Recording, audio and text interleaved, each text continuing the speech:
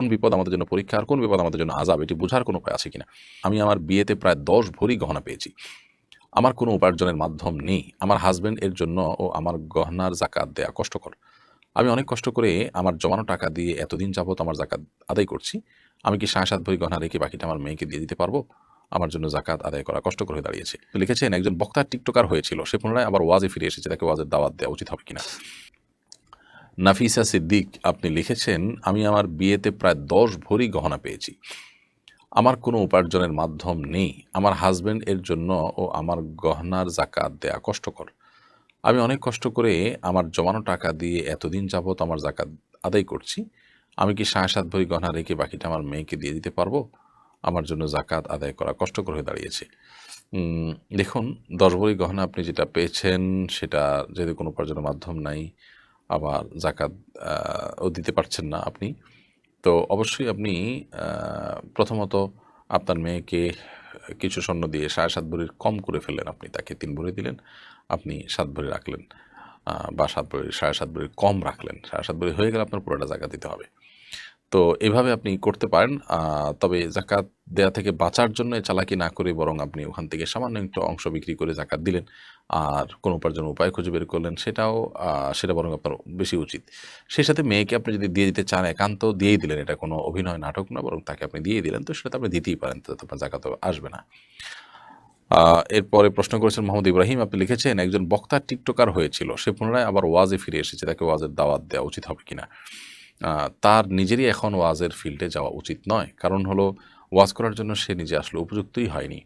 আমাদের দুর্ভাগ্য যে আমরা অনেকেই নিজেরা পাকার আগে মাইকের সামনে চলে আসছি এবং আ আগে থেকেই আমরা ওয়াজ মাহফিলে কথা বলার জন্য মরিয়া হয়ে থাকছি। যারা তরুণ উদীয়মান তারা উম ওয়াজ হোক, নসিহত হোক, দাওয়াতি ফিল্ড হোক এগুলোতে কাজ করার আগে তাদের শেখা উচিত।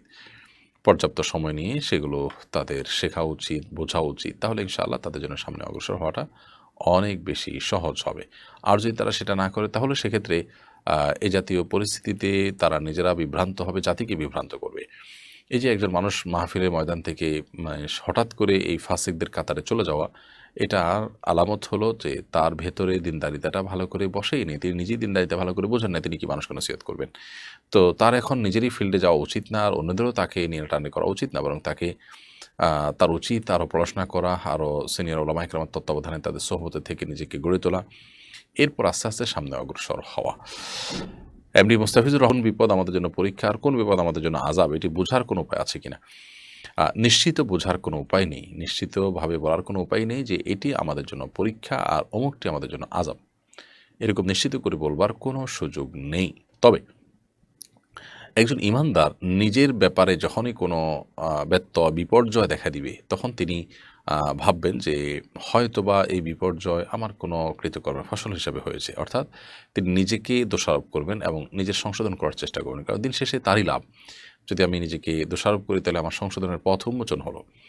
আর এর বিপরীতে যদি কেউ আ আপনার আ অন্য কারোর ব্যাপারটিকে মূল্যায়ন করে, অন্য কারোর বিপদ-আপদকে মূল্যায়ন করে, তাহলে সেক্ষেত্রে তার ব্যাপারটিকে দেখবেন যে হয়তো আল্লাহ তাআলার প্রিয় বান্দা হিসেবে তাকে আল্লাহ পরীক্ষা করছেন, অথবা আল্লাহ তাকে কোনো বার্তা দিচ্ছেন যাতে তিনি সংশোধন হয়ে ফিরে আসেন। অর্থাৎ আল্লাহর আযাবই তার উপর পতিত হয়েছে, এই ধারণাটা অন্যের ব্যাপারে যথাসম্ভব ব্যক্তিগত পর্যায়ে হলে করবে না। হ্যাঁ, যদি এমন হয় যে তার অপরাধ একেবারে পরিষ্কার, তার অপরাধের ফসল হওয়ার সম্ভাবনা খুব জোরালো, তাহলে সেক্ষেত্রে সেরকমটি ধারণা তৈরি হতে পারে। তবে নিশ্চিত করে বলবার কোনো সুযোগ নেই এটা আল্লাহ আযাব হিসাবে পাঠিয়েছেন।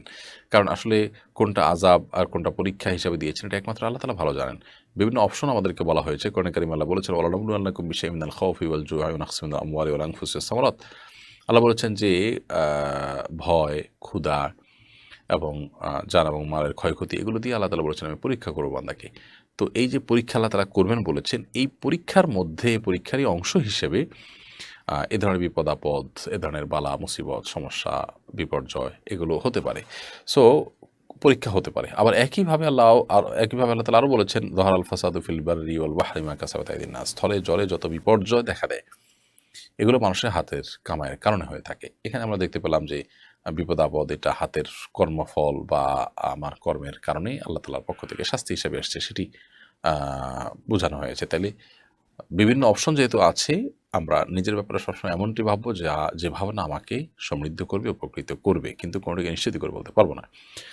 সাংবিধানিক অধিকার যদি আমরা আপনার পর্যালোচনা করি তাহলে দেখি যে সমস্ত শিক্ষার্থী তারা তাদের যার যার ধর্মের ধর্মীয় কার্যাবলী তারা চর্চা করতে পারবে। শিক্ষাঙ্গন যদি বলে যে কেউ এখানে শুধু শিক্ষার জায়গা, ধর্মচর্চার জায়গা নয়, তো ধর্মচর্চাটা তো কোনো লিমিটেড সময় বা জায়গার জন্য হয় না। আমার যখন সময় হবে ধর্মচর্চা আমাকে তো করতে হবে। তা নাহলে ধর্মের চর্চার স্বাধীনতা কোথায় থাকলো? তাছাড়া শিক্ষাঙ্গন তো রাজনীতির জায়গাও নয়, কিন্তু আমরা তো শিক্ষার পাশে রাজনীতিও করছি, আর অনেক কিছুই করছি। তাহলে ধর্মের ব্যাপারে কেন এই মানসিকতা আসবে? আজকে ক্যাম্পাসে যদি বৃষ্টি প্রার্থনার জন্য কোনো কনসার্টের আয়োজন করা হতো, তাহলে তো আমার মনে হয় না কোনো অনুমতি নেওয়ার প্রয়োজন হতো। খুবই দুর্ভাগ্যজনক একটা বাস্তবতার মধ্য দিয়ে আমরা যাচ্ছি। কারা আমাদেরকে এই ভয়ঙ্কর জায়গায় নিয়ে যাচ্ছে, আল্লাহ তাআলা তাদেরকে হেদায়েত দান করুন এবং আমাদেরকে আল্লাহ তাআলা সচেতন হওয়ার তৌফিক দান করুন। সেখানে সরস্বতী পূজা হতে পারে, সেখানে কনসার্ট হতে পারে, সবই হতে পারে, কিন্তু সেখানে কোরআন তেলাওয়াত করতে গেলে সমস্যা, সেখানে ইস্তেসকার নামাজ পড়বে, আল্লাহর কাছে বৃষ্টি প্রার্থনা করবে, এ ব্যাপারে অনুমতি না দেওয়ার কী কারণ থাকতে পারে আমি জানি না। আলী হাসান আপনি লিখেছেন, এই গরমে বৃষ্টির জন্য সবাই ইস্তেসকার নামাজ পড়ছে, এক একজন এক একভাবে হাত তুলে মোনাজাত করছে, এ বিষয়ে সুন্নাহ কোনটা দয়া করে জানাবেন। দেখুন, ইস্তেসকা সালাত বা বৃষ্টি প্রার্থনা সালাতের মধ্যে নবী সাল্লাল্লাহু আলাইহি ওয়াসাল্লাম হাত উল্টো দিকে রেখে, হাতের তালুকে নিচের দিকে রেখে আর পিঠকে উপর দিকে রেখে দোয়া করেছেন বলে সহিহ মুসলিমে বর্ণিত হয়েছে। কোনো মুহাদ্দিসগণ এ হাদিসের ব্যাখ্যায় বলেছেন যে আসলে নবী সাল্লাল্লাহু আলাইহি ওয়াসাল্লাম দোয়ার জন্য অনেক উপরে হাত তুলেছেন, তো তাতে এমনটি হয়েছে। তার বগল দেখা গেছে, এত বেশি তিনি হাত উত্তোলন করেছেন। এত অতিরিক্ত হাত উত্তোলন করতে যাওয়ার কারণে মনে হয়েছে যে এরকমটি হয়ে গেছে। অর্থাৎ কেবলার দিকে হাত আর পিঠ আর তালু মাটির দিকে। এটা কেউ বলেছেন। তবে এর বিপরীত মতটি আমার কাছে অধিকতর শক্তিশালী মনে হয়। অর্থাৎ এটার অবস্থার পরিবর্তনের জন্য, যে আল্লাহ বৃষ্টি হচ্ছে না, অনাবৃষ্টির অবস্থাকে আপনি পরিবর্তন করে আমাদেরকে শীতল পরিবেশ দিন। এই অবস্থার পরিবর্তনের জন্যই আমরা দোয়ার অবস্থাকে পরিবর্তন করে আল্লাহ তাআলার কাছে আমাদের আচরণের মাধ্যমে অবস্থার পরিবর্তন চাইছি। সেই জায়গা থেকে নবী করিম সাল্লাল্লাহু আলাইহি ওয়াসাল্লাম এভাবে করেছেন।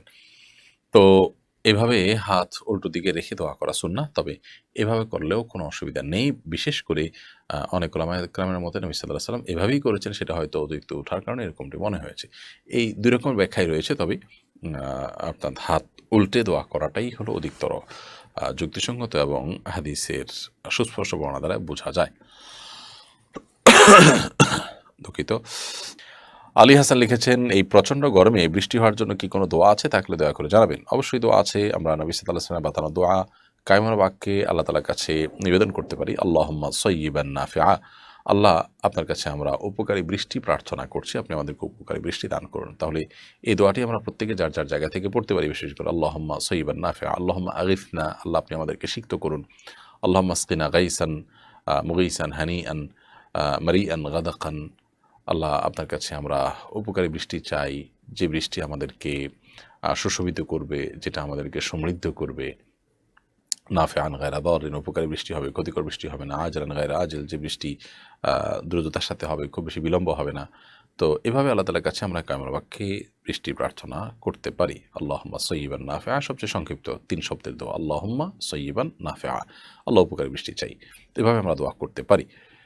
মাহমুদুল হাসান লিখেছেন, ঢাকা বিশ্ববিদ্যালয়ের ছাত্ররা ক্যাম্পাসে ইস্তেসকার সালাত আদায় করতে চেয়েছিল, তাদেরকে অনুমতি দেওয়া হয়নি। বিষয়টাকে আপনি কিভাবে দেখেন?